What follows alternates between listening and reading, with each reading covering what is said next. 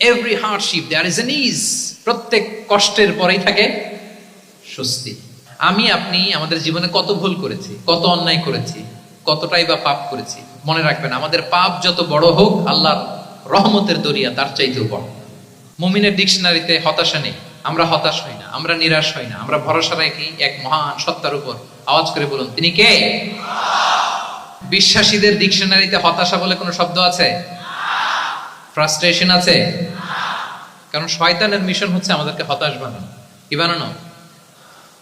শয়তান আমাদেরকে আশাবাদী করতে চায় না, সে চায় আমরা যেন হতাশ হই। আমি ভুল করেছি, পাপ করেছি, অন্যায় করেছি, তো শয়তান সেই পাপের সাগরে আমাকে হাবুডুবু খাওয়াতে চায়, বলে আর অনেক ভুল হয়ে গেছে, অনেক দূর তুই চলে এসেছিস, আর আল্লাহ তোকে ক্ষমা করবে না, থাক এখানেই থাক, করতে থাক।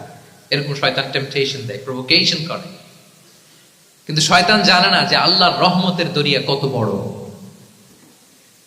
শয়তানের মিশন হচ্ছে আমাদেরকে হতাশ বানানো, আর আল্লাহর বাণী আমাদের হৃদয়ে আশা জাগায়, আশাবাদী করে তোলে। আল্লাহর এই কিতাবের, কোরআনের প্রতিটি আয়াতে পরতে পরতে পাবেন আপনি মোটিভেশন, ইন্সপিরেশন। আল্লাহু আকবার।